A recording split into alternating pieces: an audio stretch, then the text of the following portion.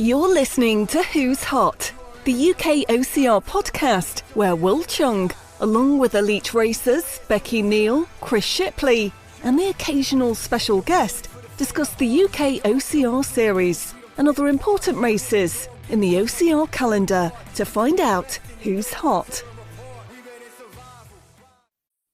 Hello and welcome to the latest UK OCR Who's Hot podcast. My name is Wil Chung and I am here as always with my two elite racers. I got Chris Shipley and Becky Neal. We're here to recap the Euros preview, and to join us with that we have the beautiful vice captain Tamar Buckley. Hi Tamar, how are you? Hi, I'm good, thank you. Right, wow. What a weekend of racing. And I'm not just talking about Chamor in Portugal. There was also World Toughest Mudder that went on, but we are concentrating on the Euros preview. Chris, I'll go to you first of all. What was the atmosphere like? What was that Parade of Nations on that Thursday? What was it like? Well, I only caught the Parade of Nations on Instagram because the weather was so hot that I decided to stick out of that one. But from everyone's account that I spoke to about it, it was banging. Apart from the weather being really hot. I mean, Tamar, you were there. You were leading the parade. What did you think? It was just incredible. We had to wait for all the other nations because obviously we were under U for UK. So we were at the end just before the host nation of Portugal. But seeing everyone there in their looking smart in their uniforms, we had lots of flags, people taking photos, videos. It was just amazing. Everyone enjoying themselves. And we'd waited quite a long time to get going. But once we sort of paraded around past the 100 meters along the track, and then we came in front of the stage. And then they were, just announcing us. It made us feel so special. Just seeing everyone there and how big we were in comparison to other nations. I think we were next to maybe Ukraine, who had like 4 athletes. When they announced them, they were like, yay. Oh. And then they announced us and it was just like the biggest cheer ever. So it was just absolutely incredible and a great start to the weekend. Did it feel a little bit like the Olympics, you know, when you have the super nations with like masses of people and then you get the little people like Hong Kong where there's only like 1 or 2 people walking through? Yeah, definitely. It was just such an incredible sight, and people trying to get like videos from the stands just to show the sheer size of our squad, really. Who was our flag bearer? I ended up taking it in the end. I don't know who was supposed to have it, but we'd misplaced it to start with because we took some photos of the whole team and then ladies team and elite team and all different combinations. And then I think Jacob was doing some sort of parkour move with it, jumping over things, and we didn't know who had the flag. So once we finally located it, then I ended up with it. And I think Oliver Addy had the sign as well. Oh, amazing. So Becky's finally settled herself in, I think. Is that the Italy coast in the background I see? Hopefully you can hear me. Yes, I have taken the jet. I'm currently on a sun lounger at 9 p.m. on the beach in Rimini. Sounds glamorous, sounds lovely, but I came here on crutches, so it's not all that. So let's talk about that first, and we can get it over with, and we can talk about the other great stuff. Becky, what happened? Oh, well, I don't know, just did things as normal in the 100 meters on Thursday, which happened to be my birthday. So this was just before the Parade of Nations that you've just been talking about. So I did manage to parade. I borrowed Jamie's sticks. Thank you, Jamie. And I did manage to actually get around the track that time. I think it got worse, actually. But yes, I just did the 100. I came off the wheels on my second run. Landed in control after hitting the bell. Everything was normal, but landed on the crash mat and just rolled my ankle there, and knew instantly. I felt like I could hear it. It was a bad one. You know, we all sort of roll our ankles, but that one seemed particularly bad. I've done it quite a few times in a bad way. Fractured and sprained it and torn it quite a few times, like 7 times before. So I knew instantly that it was a problem, but I still had hope that I'd be able to go around the 3K the next day, just walking or something. But I haven't actually walked since. It's a week later, so I haven't even stood up. I haven't put weight on my foot, so it's pretty bad. Yeah, I went to hospital a couple of days later. So yes, wasn't able to take part in any of the races after that, which was a bit of a shame. I was really looking forward, especially to the 3K. Well, all of them really, actually. yeah, sad to not be with the team as well. But yeah, I managed to stay involved and try and watch. I managed to get up. There was like 100 steps at the stadium, so managed to watch some of the obstacles up there. Sort of committed to sitting on the side and watching the start and end obstacles, and then shouting at people to work hard around the penalty loop. And then I managed to get a spot on the start line for the next 2 days to make sure nobody false started. Managed to, get to see everybody and wish them well at the start of their race, which was nice. Chris and I was talking about looking at races from a different angle. So, kind of, what did you take away from being, I guess, head cheerleader this time? Yeah, I mean, I think it would have been different if I could chase around the course. Like, I think there was quite a few people out there. Like Scotty was giving loads of support out, like deep into the course, and I think got some videos and stuff. So it was hard to not be able to, like, I literally don't even know.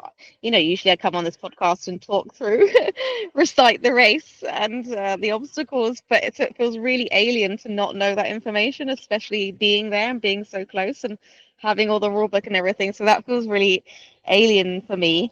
I feel like I saw so many more people than I would normally, even with my past experiences with being captain and things. Still, there was like 151 people from the team, plus everyone's families. I got to meet some of the supporters that were supporting the team as well, and just hear about different aspects of the races, people coming together, rather realizing the heat strain that was kind of a big part of this race, and people making decisions based on that, and then coming together and actually sharing their experiences as well, and then being able to see that, and then going towards like there was like the entrance to the race, which you sort of ran through before going up a hill towards the end, and it was really nice way to see people still in the race on the way back in. I imagine, I don't know how it felt at that point, Chris and Tamar, but I imagine you felt like you were returning to the stadium when it was nearly over, and hopefully it was nice to see some familiar faces if you did pass us there.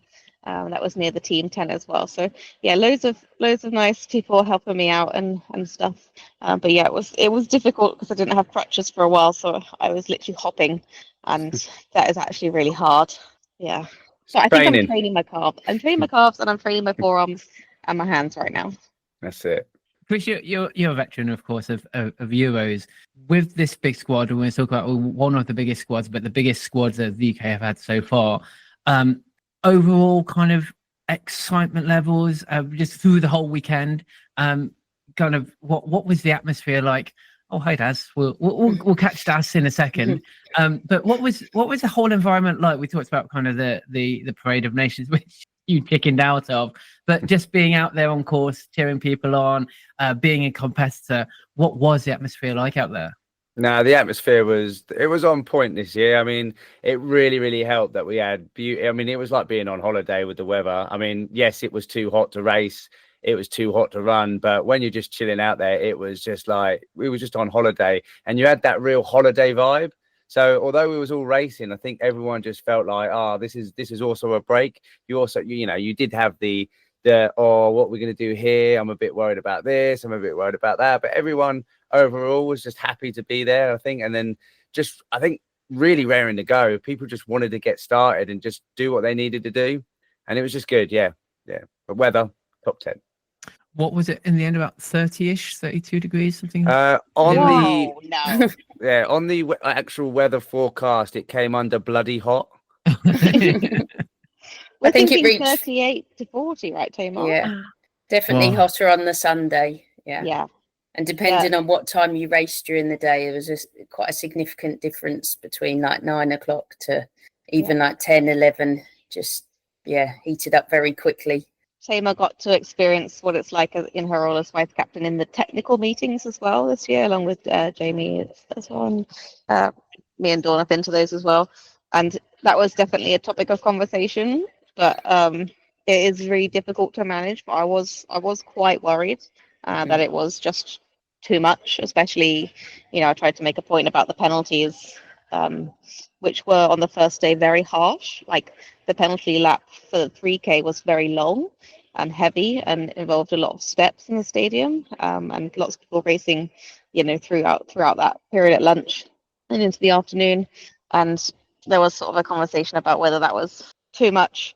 And I thought, it could get to the point where it's too dangerous. So there was a lot of effort to put into like more water stations and stuff, but it's still difficult to make sure that works for everybody. People are racing at different times of day. You can't like save enough water sometimes, and people's races take different durations and everything, and people have individual needs. So it was something to really consider. But I think Team UK looked after themselves very well. Yeah, we had people like applying sun cream to other people so they wouldn't get their hands all moist. We had, people dishing out lots of water, people getting drinks, making sure we all stayed in the shade. It was a real good team effort, just maintaining everyone's heat management. And I think having the 1 kilometre plus in the river for the standard course certainly helped cool people off. I think a lot of people by that point had also lost all their bands, so it was no longer about racing but was having a lot of fun. I know there was a big group of ladies, maybe in the 35 to 39 age category, that all ran together when someone was even feeling quite ill with the heat, that somebody else, I think it was Emma Kirkwood, stayed with her the whole way. And I think that showed across the whole of the UK that everyone was just making sure that everyone else was okay. I know when I went out with the juniors after my race, literally everyone I saw, I told them to stop at the water station, and they didn't have any problem with doing that. It's just careful management. And I think we only had one person who maybe needed to get some ice at the end of the race from the medical tent. I think everyone else sort of managed it pretty well. So that was good compared to some of the other nations where they were collapsing on the finish line. I would actually like to thank the whole team. I think everyone looked after each other really well, and I certainly saw that firsthand. Gas and Tommy scooped me up when I hurt myself, and got the first aid involved, and then we got several doctors on the team, we got physios on the team. Pip really looked after me and kept on top of that as well. And I know Jamie and Tim both hurt themselves as well. They had injuries, and I'm just really grateful that our teammates are also really caring and helpful. So thanks everybody. Yeah, with Jamie and Tim, their injuries occurred during the race. I know Jamie still managed to complete the race and come away with gold with a detached bicep. Tim Kirk as well, I saw him on the low rig, and Becky and I had trained with him at PT Barnes. We knew like bent arm strength was his strength. And so I said, come on, you can do this. He said, oh, my arm's not really working. I said, you'll be fine. And he got almost to the end, just fell off. And then, he's then sent me a picture later to say he'd done something with his tricep, I think, as well. So that was his weekend over with as well. So it's just such a shame when there's injuries that stop people racing. But like Becky was around and visible, Jamie was the same. I know on the standard course, he was by the Portuguese icons, and he managed to get lots of videos and cheer people on. Certainly was good for me to see him there. Just having that visible presence as well. So let's talk about the juniors first, and then we'll go through the races. But Tamar, so we'll talk more about, Pint Size OCR, Finn and Libby will talk a lot more about the juniors, but I do want to cover some of the highlights of the junior races. So Tamar, take it away. Well, I picked somebody before we went, Harry Jeffrey, to come away with gold, and I'm pleased to say that he delivered on that. I think the time he completed the course as well was one of the quicker times, maybe like 20 minutes or something, pretty speedy. Just went flying through everything. I know his mum and sister had come straight from the airport to come and watch him, and it was just trying to catch him. And I sent them one way and he was on a rig and the other way, that luckily they just managed to get through. I know there was certainly quite a few juniors that managed to keep their bands. Maybe they had one band and they managed to then get through the harder obstacles and keep going right to the end. Special shout out to Henry Ferriman. He finished not really knowing what position he was in, and it was quite hard. The results didn't really filter out who had finished with bands and who hadn't. So we knew he was very close to the podium, and it took to me sort of going around and asking the different nations if they knew that whichever child it was that was ahead of Henry had finished with bands. And in the end, we managed to get the podium sorted before that. And I think Lou posted that he'd come fourth. So he was very close to the podium, not quite on there. I don't want to mention names of everyone who kept bands because I'm not sure of exactly who kept them, but I know that every junior that I saw was just so happy to be out there trying different things. And a highlight for me was James Burton's nephew got to rope climb, and I said, right, it's rope climb next. And he said, oh, I can't do this. So I was videoing him from the top of the bridge as he was climbing up underneath, and he's touched the bridge and he's coming down and he's looked up at me and he said, I can do rope climb. And I said, yes, you can. And that has stuck with me, that he's someone in maybe his third or his fourth race, and he's focused on that positive. And it's like I said before, all the things that you can do. And a rope climb was something he said he couldn't do, and now he can. So it's just amazing. Just seeing the difference between the real youngsters, I think, like the 10-year-old girls up to, well, the 16-year-old boys. Again, they were sent to test the course, and unfortunately, Ollie Addy got, well, I say sent the wrong way. The course was slightly different to what was on the map, and he was in race mode, and he'd gone straight ahead instead of turning right on this extra bit. So that basically cost him a podium, which was unfortunate, but that's the way it is, and he'll learn from that, and hopefully it'll make him a better racer in the future. But just so many juniors out there. George Ferryman as well will always make me laugh with. He doesn't like running, but he was running, he was smiling, he was giving everything a good go. Even without bands, he was still doing the penalties on site where he needed to. He did the balance by jumping in between them. I was like, how is he still on? But yeah, seems to be his forte with the balance of the ninja elements. And it was just lovely to see. Lots of parents running around as well with their children, getting lots of videos, encouraging them. Yeah, it was just such a positive experience, I feel, for all of them. Yeah, I love that with the juniors. I mean, the juniors are lucky, really, because they've got so much time to develop more. And I think Killian Jornet says that, like, you should treat every race as an experiment, and they've got loads and loads of times to just keep on experiment and doing these international races where you're at the European Championships with this really high caliber of other junior athletes. Just gives them loads and loads of time to just perfect their craft and become better athletes for the future.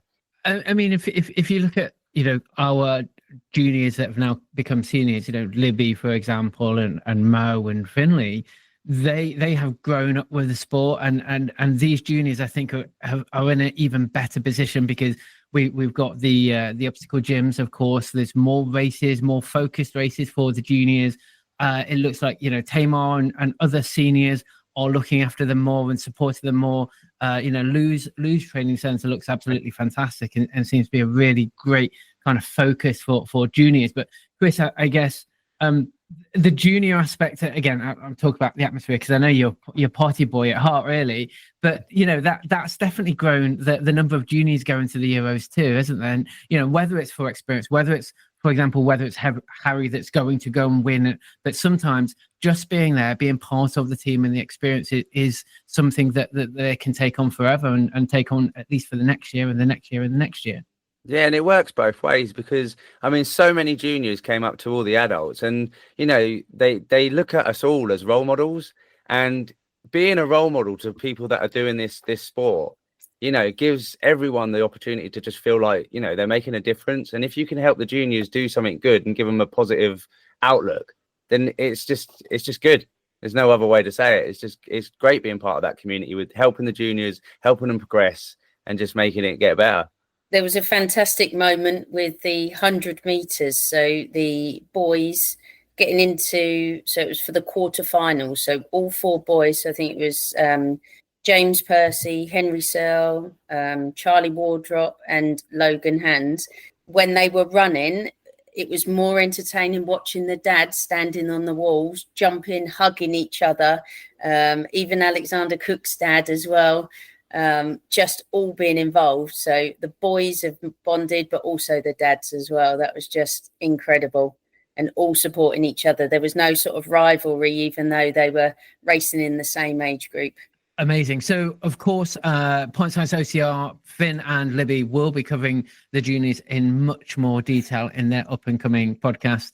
I think I know that because Chris has spoken to Finn, and Finn said we're not just dropping them in it, but they will be covering.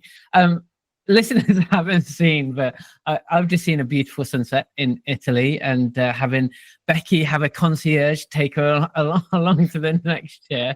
Can we just say hello to Das? Well, whilst he's here, let's just have a few words with Das. Hi, Das. Yep. How you doing?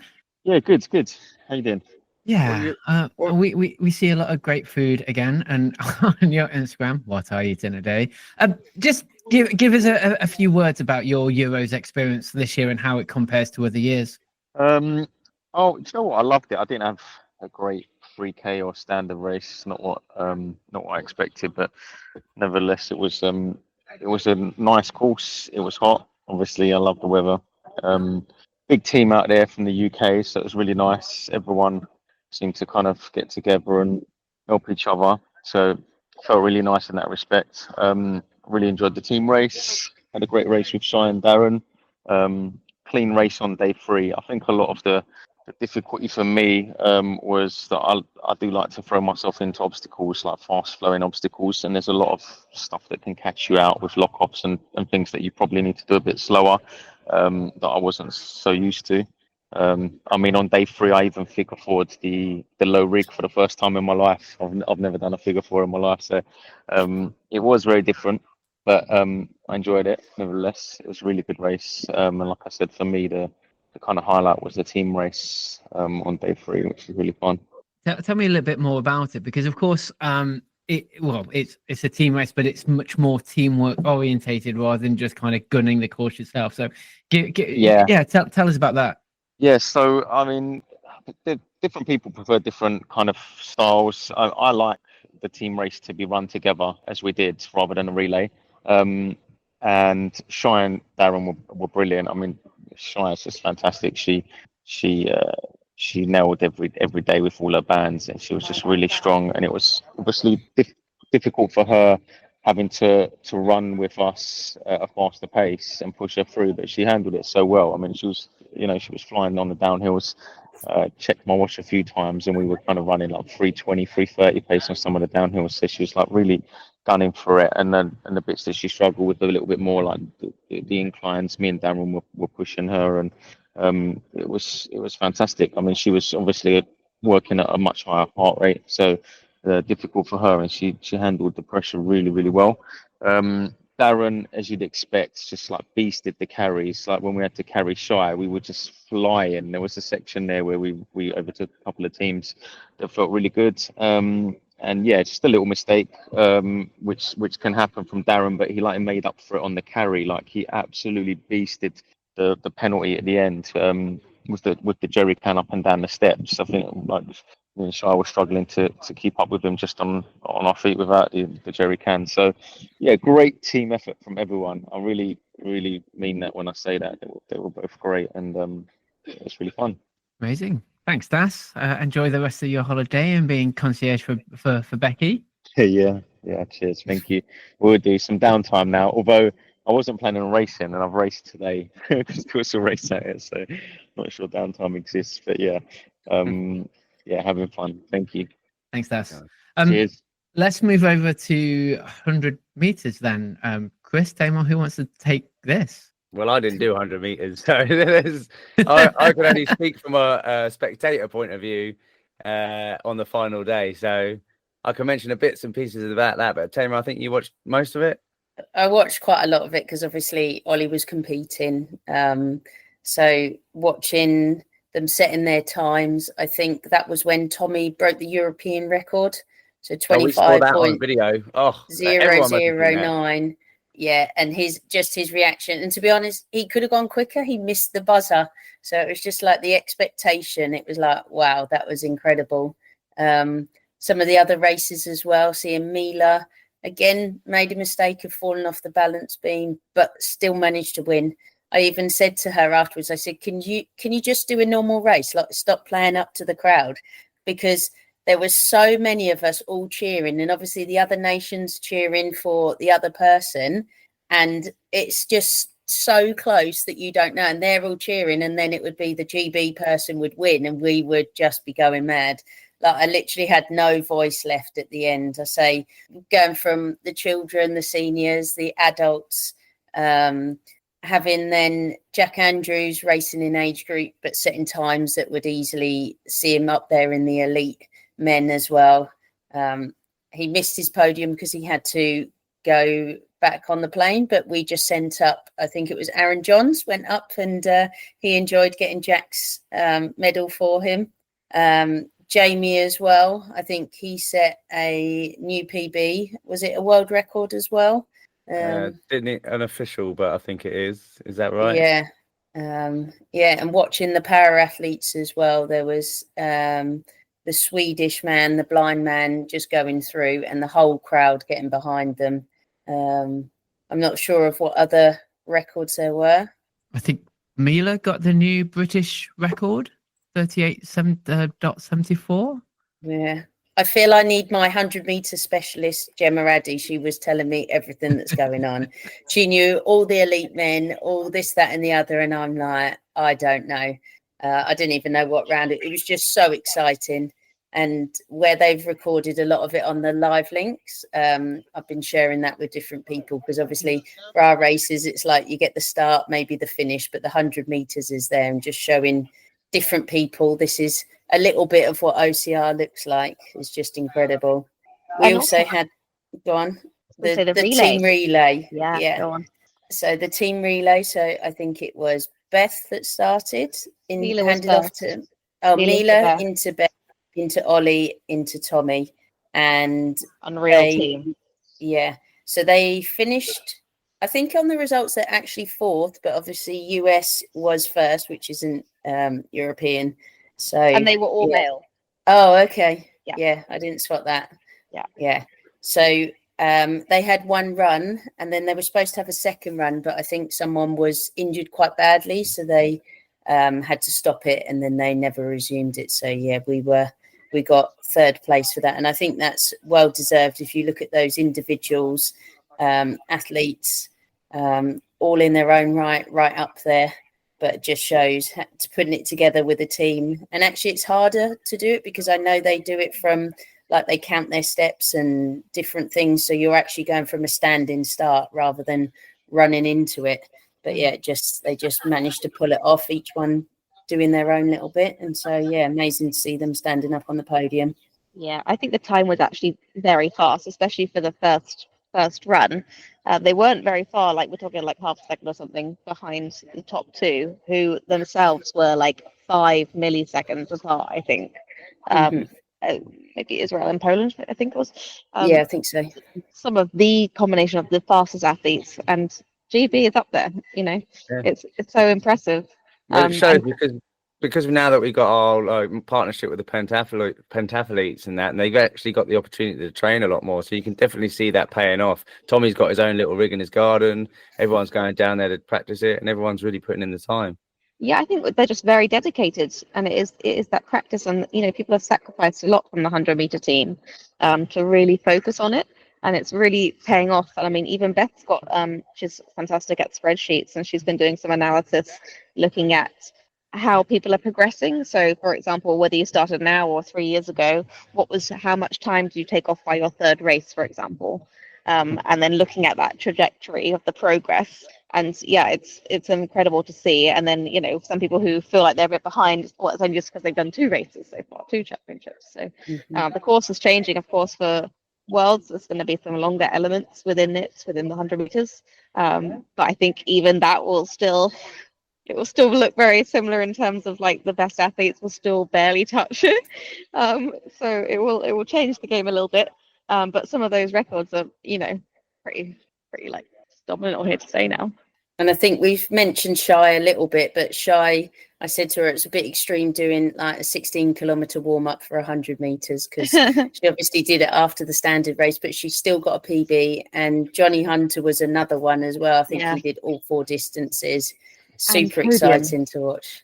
And Johnny podiumed in the 3K, ended up in the men's team as well. They performed really well. That was Russell, Johnny, and Finley, who had excellent results and times from the days before. So yeah, Johnny really performed across all of the events. Yeah, he's one And of I the think- standout performances of the weekend, I think, Johnny. And his name came up of supporting other athletes as well, who's definitely a very good role model there. I know lots of people sort of appreciated his, I say, mentorship. I don't know whether it was officially that, but that was certainly the role he undertook. And everyone singing happy birthday to his mum on her birthday was probably a highlight for him as well. Let's talk more about the short course then. That's the 3K course.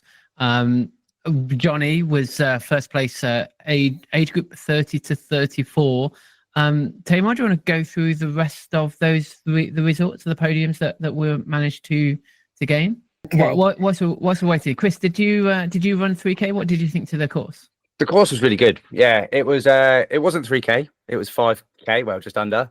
But you guys knew it was longer though, didn't you? It wasn't a complete shock. Yeah, we was under the impression it was going to be 4K with the map that came out, so it was going to be longer. It did turn out to be 5K in the end after we sort of walked it all and that. But to be completely honest with you, I think most people who put the training in, they didn't really notice too much of the difference. And in some ways, it worked out quite well. It was quite nice because it did give that opportunity to have a decent race and not have any bottlenecks at any obstacles.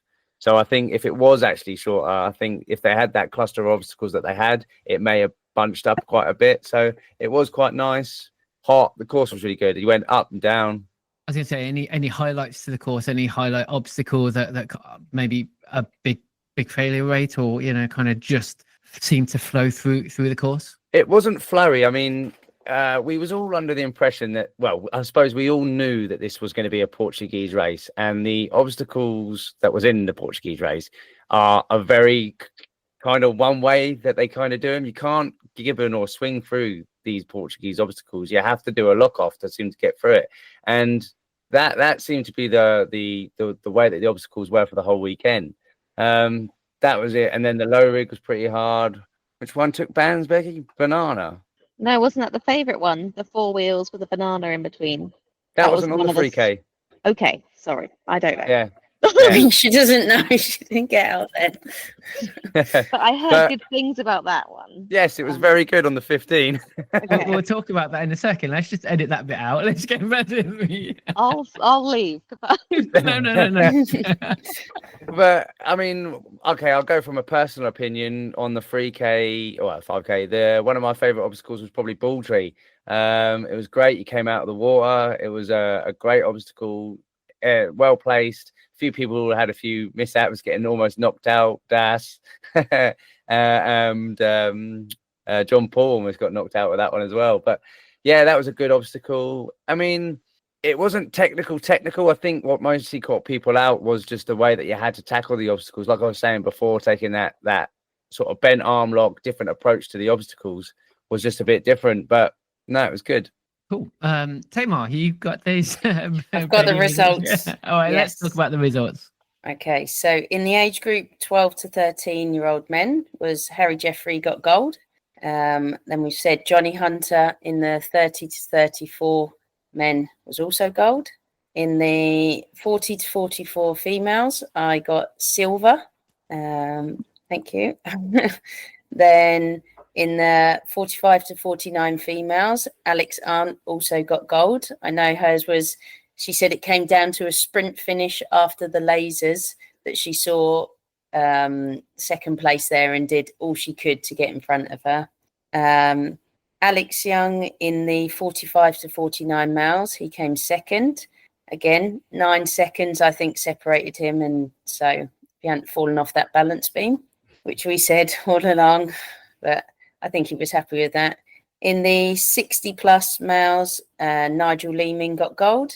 Then we got lots of medals in the adaptive athletes. So Jamie Gain was first in the lower limb ones.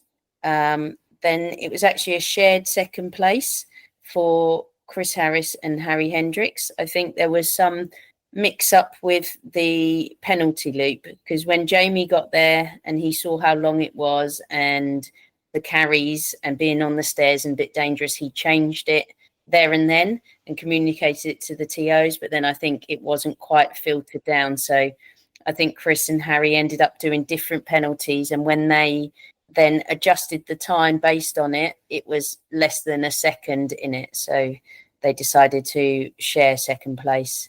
And then our very own Dawn Jollies, she was first in the visually impaired wave. I know she was guided with Becca, who went round with her, who also, it was really nice that they gave the guides medals as well.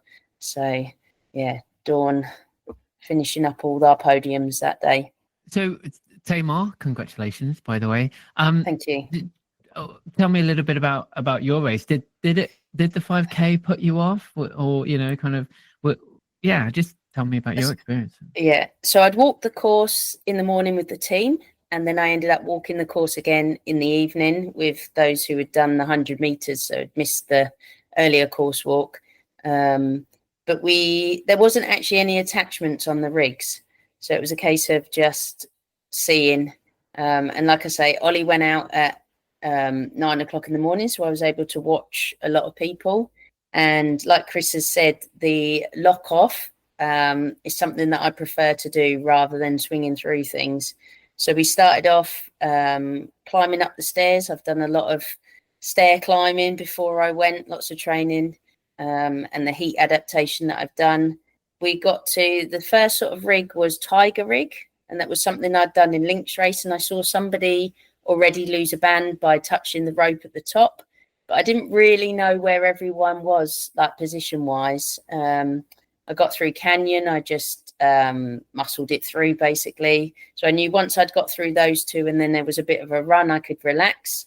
Then it came to the Gibbons rig. So I've been practicing Gibbons a lot, and I got all the way to the last Gibbon, but just missed it. And I was just standing on the floor. So it was like quickly get my band cut, but I could see other people failing at it as well. The ring slide was nice and easy, but it gave me a chance to sort of refocus. And then it was into the water section. So ball tree, I was making sure that I was drying my hands.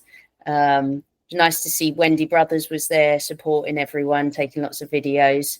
That's one I show lots of people. They're saying, oh, wow, how strong you are. And it was like, that was one of my favourite ones. Unfortunately, they cut it for the rest of the races because it was quite shallow, the water. So if anyone had sort of fallen backwards, it could have been quite dangerous. And then it was into low rig, which originally was supposed to be before the water. So I was slightly worried, but I just decided I just had to go for it. And I'd worked out how I was going to do it, like missing certain attachments and going for the bell. And getting through that was certainly a highlight for me. There was quite a few supporters sitting in the shade and watching. So I knew even if I didn't keep my band, if I didn't podium, just completing that obstacle was a massive win for me. Then it was quite a long run section.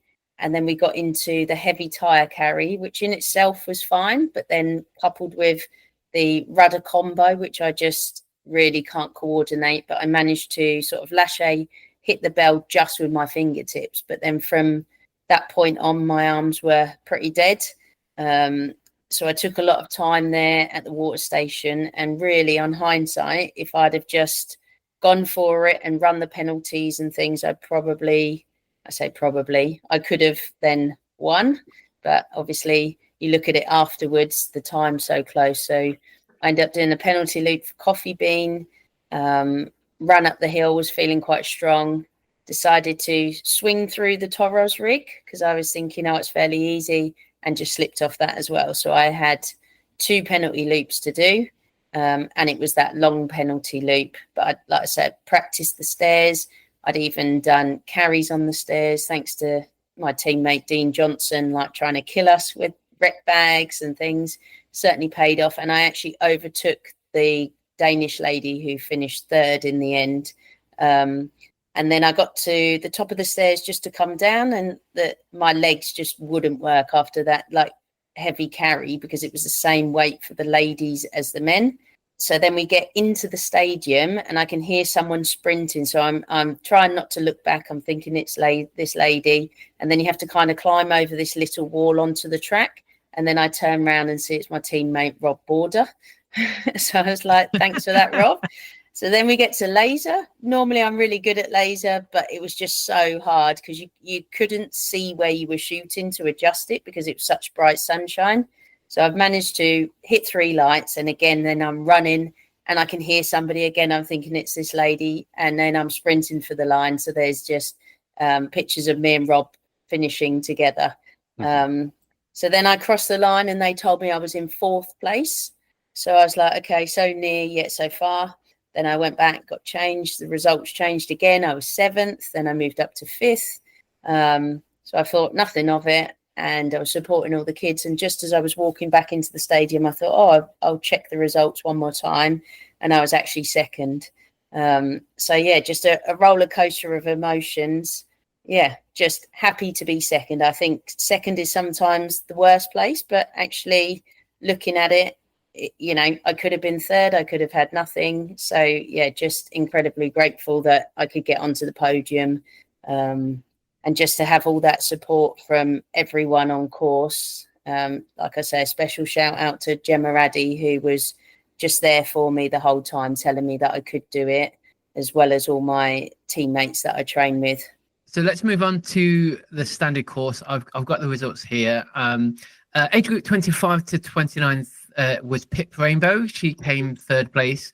Alex Young, 1st place, well done. In the age group 45 to 49. Andrew Durant, male, 1st place. 1st place in the age group 60 plus. And Nigel Leeming, 2nd place in the 60 plus. And Dawn Jollies won the adaptive female group as well. Absolutely amazing. Chris, 15K. How did it differ from the 3K apart from the wheel banana thingy? It was longer. It was good. You started off pretty much the same way as we started off that whole weekend, going through the stadium, up and out. So you started with the 3K course, but it drifted off. So you had a few extra obstacles. But the real feeling of it all was it was just hot, especially for people who started in the later waves. I mean, it was, well, I've said it so many times, hot. But the course itself, take the heat out of it. It was a very good course. It was, it's, again, something that we should have been aware of, that it's a Portuguese race, and we should have been looking at what the Portuguese race. It was like a watered down version of what they really, really use all the time. They had long carries. The carries were like over 1 kilometer, and some of them over 800 meters. The obstacles were still that same style, bent arm lock, had to get through them. And then you had these other obstacles with the hard, or should I say, different attachments, which required a different sort of tactic. But overall, it was a really well balanced course, fast course, because the top guys were running some stupid times in that heat, and had a bit of water to cool you down. Everyone on course was on fire, but yeah, no, really well balanced. And I think this is one of the very few European Championships that we haven't actually had too many controversial incidents. So it's definitely a step in the right direction. I think we're always worried that a lot of races are going to come down to controversial things happening on the rigs, being told this, being told that. And yes, there was, but I think this year it was a very, very smaller amount than it has been in the past. And I think it's slowly getting to the way that it should be. They had penalties on some obstacles, which made it different. So you are getting through it, even if you do lose a band. I mean, I lost 2 bands on the standard course because you're racing hard, and it's just the way it is. But you still get through, still got to do your penalties, and you can still get a good time with that long distance. Tamar, any particular feedback, I guess, from the rest of the races in terms of the enjoyability? There's another word for you guys. I don't think anyone enjoyed that. Heat I aside, think, but did the competitors enjoy the course? I think the general consensus is that they did. Like I say, those who were worried about the heat kind of slowed down. There was quite a few very technical obstacles to start with, so by losing bands quite early, it kind of took the pressure off different people. I feel, and I know some other people sort of said the kilometre plus in the river was, I'd say, a bit boring. You just kind of, for me, you couldn't really run in there. The rocks were so loose. It was like danger of like injuring yourself. I was guiding Dawn, and I think, we took quite a long time there, because there's a lot of, when the races are coming through, you kind of let them past. but I feel they could have made a bit more use of going up and down the banks, that you could add in a little bit more running. I think, just having a mixture of the different types of obstacles. I think they took out the flying tables, I think they were called. I don't know whether somebody got injured on them, so that was why they pulled them from the course. But some people, I think, in one wave did it, so in certain age groups, but we sort of had a discussion and we said that there wasn't really much we could do for that. It was just the way it was. Yeah, I think it was generally a good course, made the most of like the stadium, the surrounding sort of adventure park, I think it was called, going back on yourself. And it wasn't just you do the 3K at the end and then go for a long run or something, which I know in the past some courses have been. This was sort of mixing it in between, which made things like Coffee Bean seem different, because you'd obviously done a big carry in between and it broken it up from the rudder from the day before. I don't know how it felt on this event, team, but often, it seems mad that you have to do the 15K with the same number of bands. But as we've kind of experienced in the past, somehow you have more time to recover between obstacles, or it feels that way, or perhaps you're more warmed up or something, and somehow you do manage that, and sometimes you actually do better.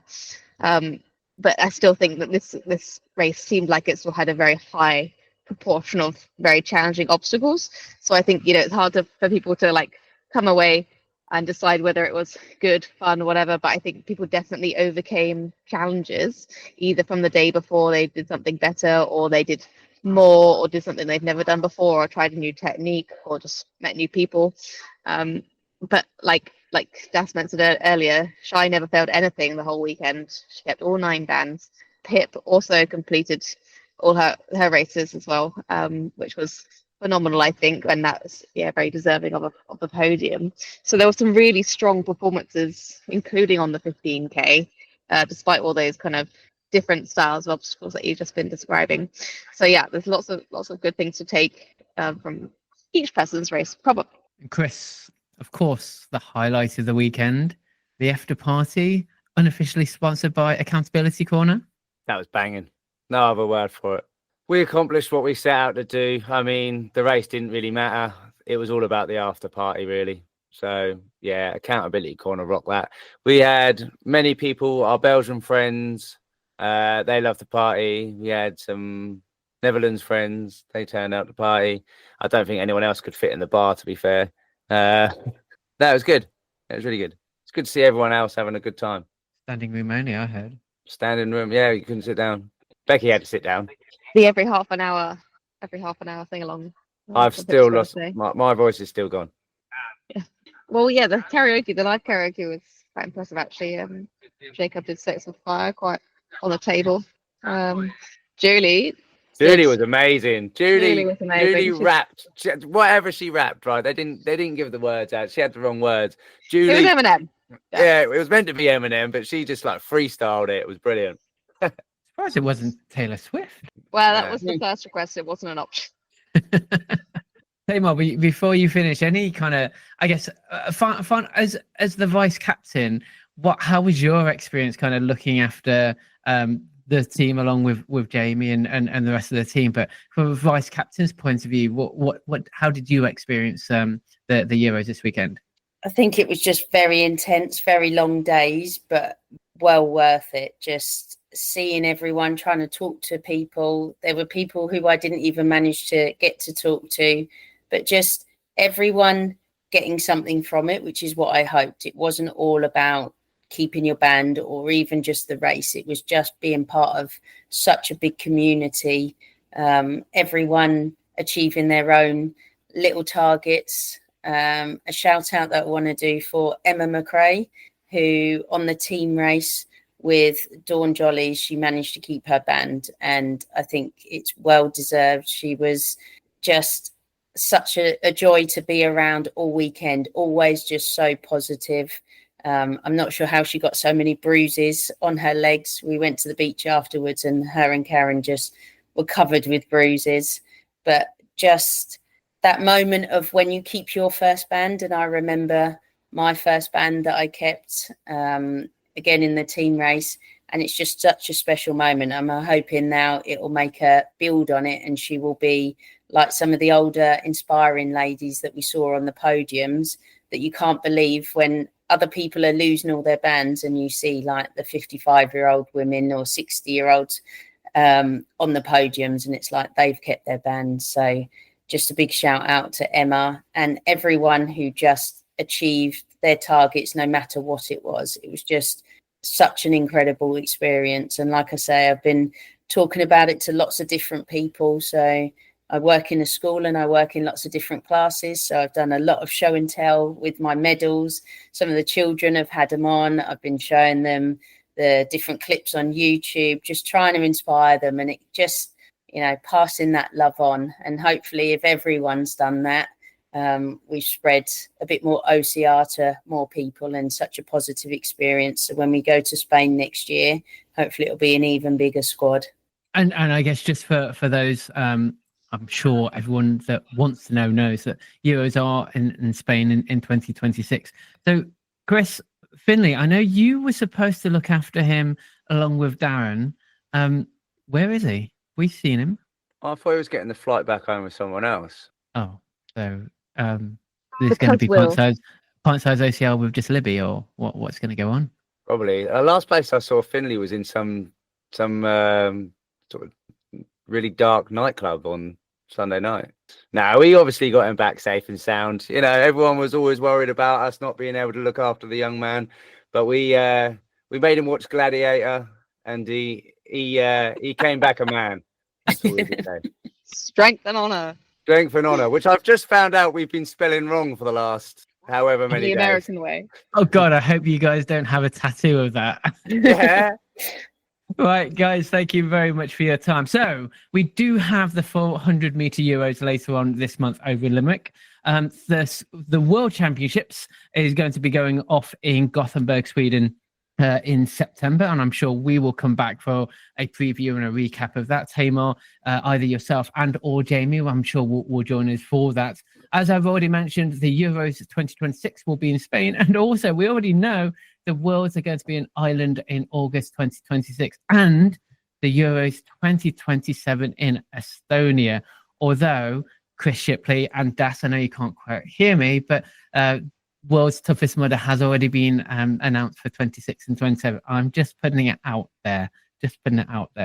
My thanks, as always, to my two elite runners. We have Becky Neal out using the UK OCR Jets. You can find her at the Runner Bean UK. My thanks to the Doctor of Obstacles, Chris Shipley. You can find him at Obstacle Race Dude. My thanks to Tamar Barkley, Vice Captain of Team UK. You can find her on Instagram at Ativa_yoga. We'll be back very soon. We actually have the next race, the fifth race in the UK OCR series, which is Tough Muddy Yorkshire.